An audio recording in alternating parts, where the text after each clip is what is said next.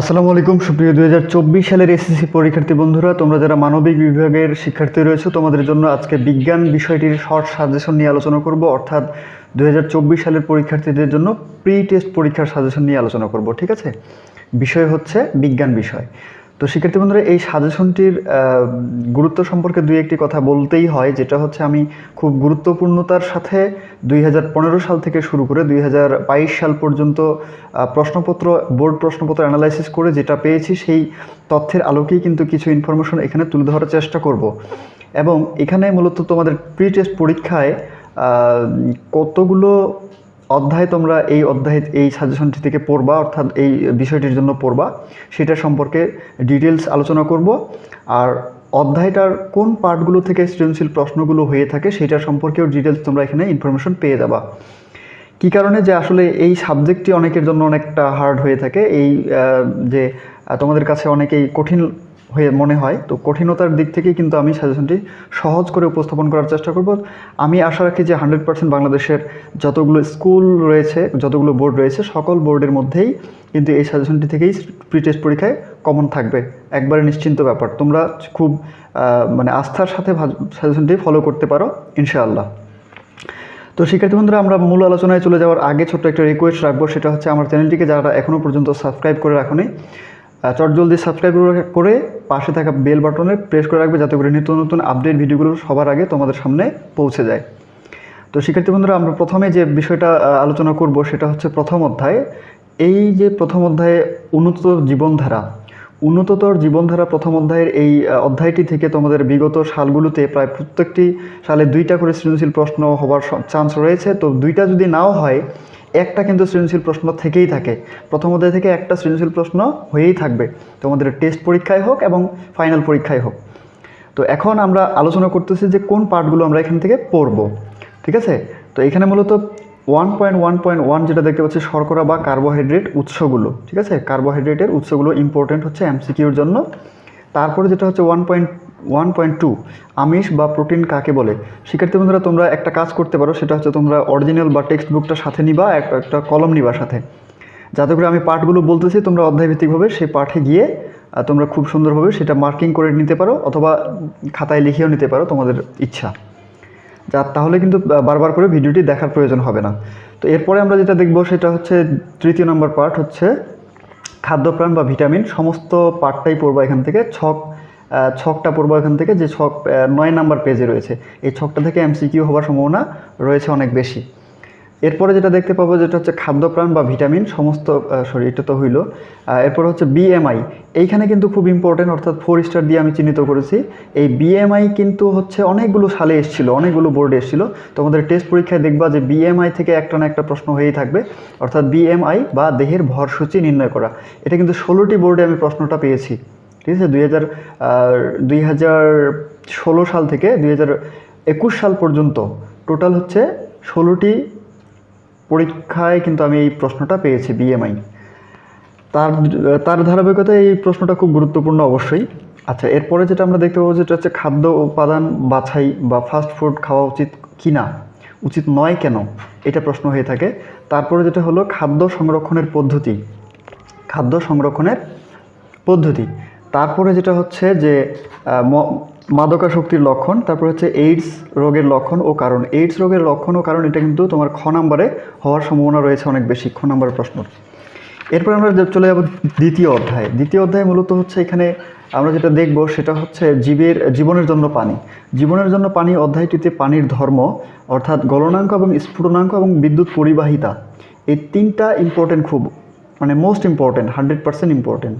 ঠিক আছে, গলনাঙ্ক, স্ফুটনাঙ্ক এবং পানির বিদ্যুৎ পরিবাহিতা। তারপরে হচ্ছে পানির মানদণ্ড, অর্থাৎ পিএইচ এর মাত্রা অনুযায়ী তাপমাত্রা, দ্রবীভূত অক্সিজেন এবং বর্ণ ও স্বাদ, এই অংশটুকু কিন্তু খুব ইম্পর্টেন্ট হবে দ্বিতীয় অধ্যায়ের। তো শিক্ষার্থী বন্ধুরা, আমরা ইতোমধ্যে সকল ধরনের সাজেশন ভিডিওগুলো আপলোড করার কাজ অলরেডি শুরু করে দিয়েছি। তোমরা চ্যানেলটির সাথে থাকবা। আর সকল ভিডিওগুলো খুব সুন্দরভাবে খুব সুন্দরভাবে সাজানো রয়েছে, তোমরা প্লে লিস্ট চেক করতে পারো। এবং এই ভিডিওর ডিসক্রিপশন বক্সে অনেকগুলো ভিডিওর লিঙ্কগুলো দেওয়া থাকবে তোমাদের 2024 সালের প্রি টেস্ট পরীক্ষার, সেখান থেকে দেখে নিতে পারো, অথবা তোমরা হচ্ছে প্লে লিস্ট চেক করতে পারো। তো শিক্ষার্থী বন্ধুরা, এখানে আমরা পরবর্তীতে পাঠে দেখতে পাবো যে পানি বিশুদ্ধকরণ এর উপায়গুলো। এরপরে রয়েছে পানি দূষণ প্রতিরোধের কৌশল এবং নাগরিকের দায়িত্ব। এরপরে আমি যেটা রেখেছি সেটা হচ্ছে এমসিকিউ এর জন্য হচ্ছে পানি প্রবাহের সার্বজনীনতা ও আন্তর্জাতিক নিয়ম নীতি। এটা কিন্তু এমসিকিউর জন্য খুব ইম্পর্টেন্ট হবে। হ্যাঁ, তো এরপরে যেটা আমরা অধ্যায় দেখব সেটা হচ্ছে তৃতীয় অধ্যায় মূলত হচ্ছে হৃদযন্ত্রের যত কথা। তো এইটি থেকে সৃজনশীল প্রশ্ন 100% ভাবেই হওয়ার সম্ভাবনা রয়েছে দুইটি। এখানে আমি দুইটি লিখে রেখেছি। তো তোমরা এই 7টি অধ্যায় নিয়ে আলোচনা করব আজকে। 7টি অধ্যায়ের মধ্য থেকে কিন্তু তোমাদের টোটাল 8টি প্রশ্ন 100% ভাবে কমন হয়ে থাকবে। এই পার্টগুলো পড়াশোনা করলে 8টি সৃজনশীল প্রশ্ন অবশ্যই কমন পড়বে। কিন্তু তোমাকে তো লিখতে হবে 7টা প্রশ্ন, তোমার তো তাহলে নো টেনশন। ঠিক আছে। আচ্ছা, এরপরে তৃতীয় অধ্যায় যেটা দেখতে পাবো সেটা হচ্ছে আমরা রেখেছি কি যে রক্তকণিকা সমস্ত পার্টটাই পড়বো, যাতে করে এমসিকিউগুলো এখান থেকে সলভ করতে পারো তোমরা। এরপরে আমরা চলে যাব রক্তের সাধারণ কাজ, এটা থেকে প্রশ্ন হয়।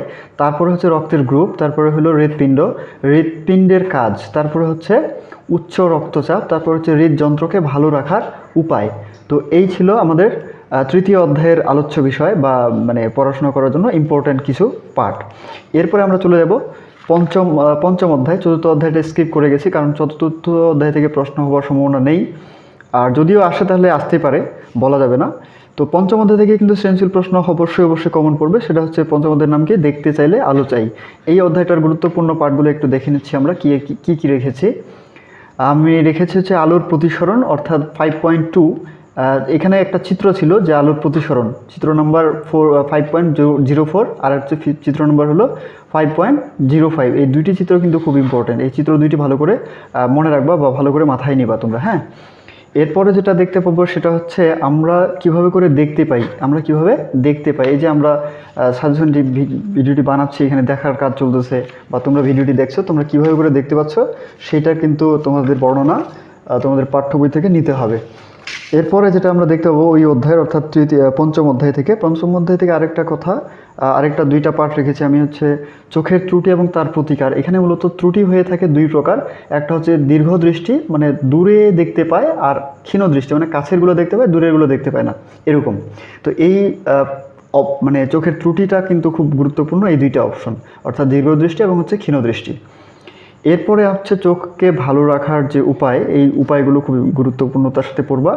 আচ্ছা, এরপরে আমরা পঞ্চম অধ্যায়ে চলে যাচ্ছি স্কিপ করে, পঞ্চম অধ্যায় শেষ আর কি। হ্যাঁ, এরপরে সপ্তম অধ্যায় মূলত হচ্ছে অধ্যায়টার নাম কি, যে অম্ল, ক্ষারক এবং লবণের ব্যবহার। এইটা থেকে আমি টোটাল 1 2 3 4 5 6টা পার্টকে রেখেছি সাথে।